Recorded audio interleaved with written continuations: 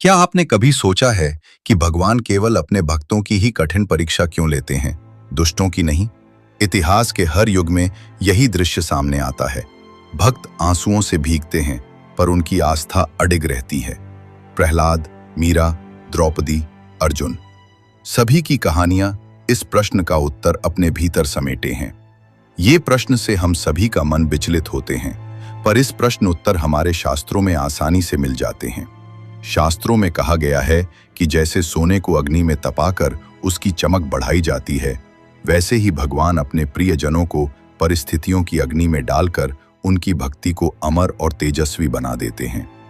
हिरण्यकश्यप ने बालक प्रहलाद को नष्ट करने के लिए हर उपाय किया, अग्नि, विष, हाथी, तलवार, लेकिन हर बार ईश्वर की अदृश्य करुणा ने उन्हें सुरक्षित रखा।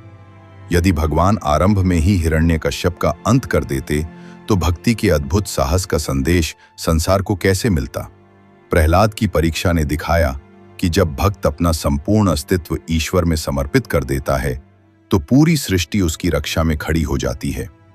सभा में जब द्रौपदी का अपमान हुआ, उसने पहले अपने पतियों को पुकारा, फिर गुरुओं और बड़ों की ओर देखा। पर जब सब मौन रहे, तब उसने पूर्ण आत्मसमर्पण के साथ कहा, हे माधव, अब केवल तू ही सहारा है। उसी क्षण श्री कृष्ण ने अनंत चीर प्रदान किया। ये घटना सिखाती है कि जब तक हम संसार में सहारे खोजते हैं, तब तक भगवान हमारे प्रतीक्षा करते हैं। जैसे ही हम पूरी तरह उन पर निर्भर हो जाते हैं, उनका अनुग्रह अनंत रूप से बरसता है। महाभारत का रण केवल युद्ध भूमि नहीं, आत्मा का भी रण क्षेत्र था। बंधु बांधवों को देखकर अर्जुन का हृदय डगमगा गया।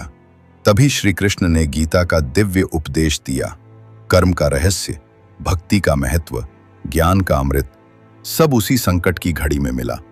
यदि अर्जुन को ये परीक्षा न मिलती, तो आज संपूर्ण मानव जाति गीता के अमर उपदेश से वंचित रह जाती। राजसी दरबार, षड्यंत्र और सामने रखा हुआ विष का प्याला, पर मीरा ने बिना भय के कहा, मेरे तो गिरधर गोपाल, दूसरों न कोई, और विष अमृत में बदल गया। जब विश्वास संपूर्ण हो, तो विष भी अमृत बन जाता है। यही है भक्ति की सच्ची परीक्षा। परिस्थिति चाहे कितनी विषैली हो, विश्वास उसे रूपांतरित कर देता है। अब प्रश्न हमारे मन में भी उठता है, भगवान दुष्टों की परीक्षा क्यों नहीं लेते?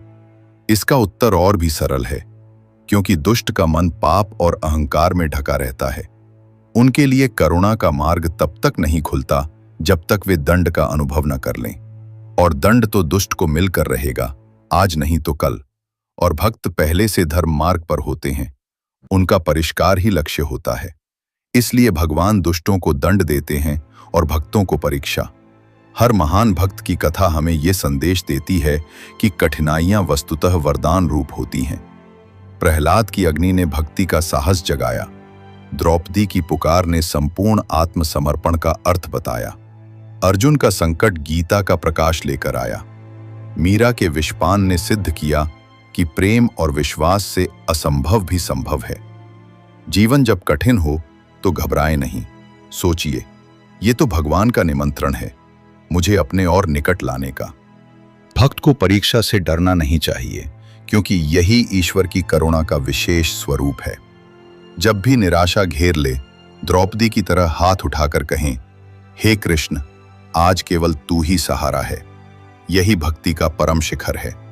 यदि इस कथा ने आपके हृदय में आस्था की ज्योति जलाई हो, तो इसे अवश्य साझा करें, ताकि कठिनाइयों से गुजरते समय दूसरों को भी ये बोध हो कि ईश्वर की परीक्षा अंततः आशीर्वाद में बदलती है।